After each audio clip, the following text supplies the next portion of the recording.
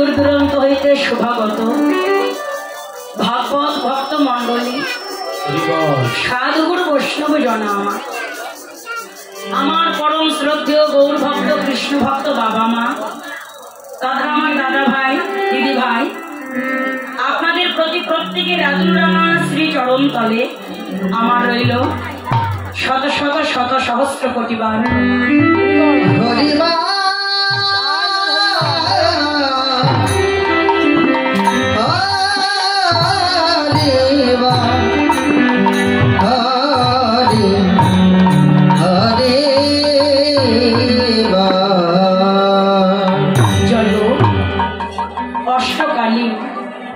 লীলার পর্যায়ক্রমে ইতিপূর্বে যে লীলাটি শ্রবণ করছিলেন, তৃতীয় পর্যায়ে লীলা স্মরণের বিষয় ছিল মধ্যাহ্নকালীন লীলা সূর্য পূজা।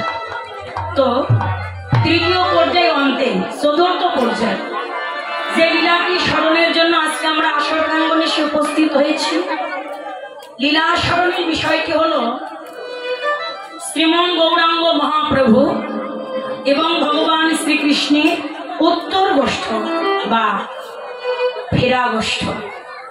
তবে দেখুন, এই যে ফেরা গোষ্ঠ কথা, এই ফেরা গোষ্ঠ কথাটির অর্থ আমার মনে হয় জগতে আমরা প্রত্যেকটি ভক্ত মাত্রই জানি।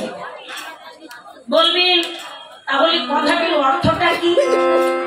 যেমন এই পৃথিবীতে যখন আমরা এসেছিলাম, পৃথিবীতে আসবার সময় আমরা কিন্তু কেউ কাউকে একসাথে সঙ্গে করে পৃথিবীতে কিন্তু সঙ্গ ধরে আসিনি, এসেছিলাম না? পৃথিবীতে যখন আমরা প্রত্যেকে এসেছি, আমরা কিন্তু একা একাই পৃথিবীতে এসেছিলাম, তাই না বাবা? আবার আমাদের প্রত্যেকটি ভক্তের জীবনে আরেকটি চিরন্তন সত্য আছে।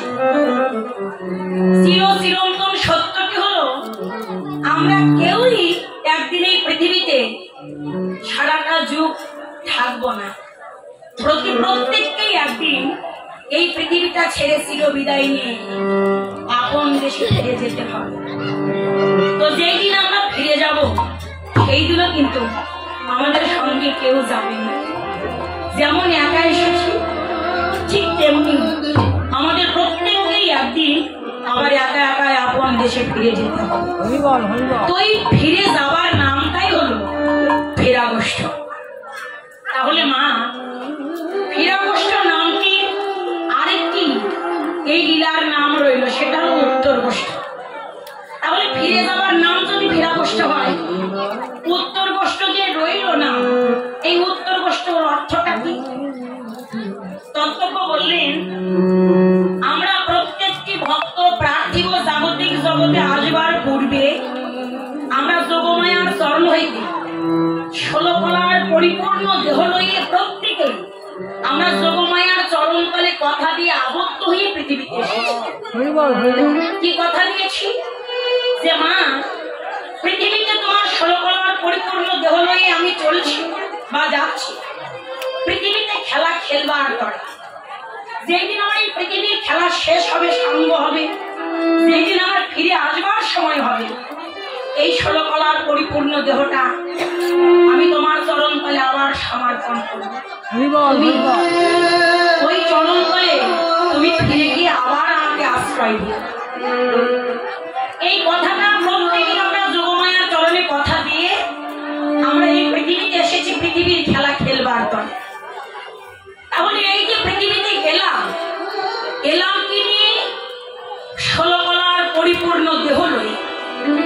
তাহলে যে 16 কলার পরিপূর্ণ দেহটা লই পৃথিবীতে এলাম বাবা, বলেন তো আপনাদের কি প্রত্যেকে 16 কলার দেহটা 16 কলায় পরিপূর্ণই আছে? না, নাই। কেন নেই বলেন তো? আপনাদের কথা বলবো না বাবা, আমার কথা বলবো। 16 কলার পরিপূর্ণ লয়ে পৃথিবীতে এসেছিলাম, ভগবান পাঠিয়েছে, কিন্তু 16 কলার পরিপূর্ণ দেহটা আজ আমার একেবারেই শূন্য হয়ে গেছে। যদি বলেন কেন?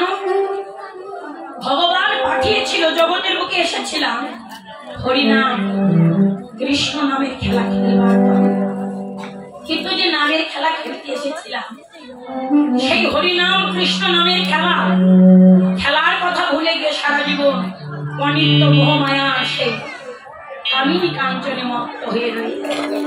আর এই মায়ার খেলা খেলতে খেলতে কখন কবে যে কোন দিন আমার পূর্ণ দেহটা শূন্য হয়ে গেছে আমি নিজেও তা জানি।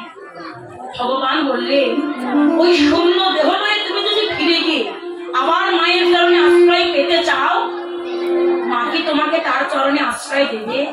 তোমার কি আশ্রয় হবে মায়ের চরণে? বললেন তাহলে ভগবান বলে এখন সময় আছে, অনিত্য মোহমায়ার খেলা পরিত্যাগ করে ছেড়ে দিয়ে রীতিনীতি নিত্য নিত্য প্রতিদিন দৈনন্দিন তুমি হরিনাম কৃষ্ণ নামের খেলা, এই হরিনাম কৃষ্ণ নামের খেলা খেলতে খেলতে তোমার এই দেহ খাঁচা হইতে প্রাণ পাখি বিয়োগ হয়েও যদি মায়ের চরণ তলে স্মরণ নিতে পারে, হলেও তোমার চরণ তলে মায়ের আবার আশ্রয় হতে পারে। আর যে দল ফিরে গিয়ে মায়ের চরণে আশ্রয় লাভ করে, তত্ত্বজ্ঞ বলেন সেই হয় পুত্রাবশ্যের পূর্ণ অধিকার। তো বাবা, লীলাটি পরিবেশন করতে গিয়ে আমার অনেক কথা, অনেক সুরে তালে ভাষায় ভুল ত্রুটি, রসাভাস ত্রুটি বিচ্ছেদ হবে। সকলে আমাকে আপন সন্তান কিংবা আপন ভগ্নী মনে করে আমার ভুল ত্রুটি অপরাধগুলো ক্ষমা করে দিয়ে আপনাদের চরণ পাশে একটু জায়গা দান করবে। তাই আপনাদের সকলকার আদুরাঙা চরণ তলে আমার আবারও রইল অন্তরের অন্তঃস্থল থেকে আমার ভক্তিপূর্ণ প্রণাম।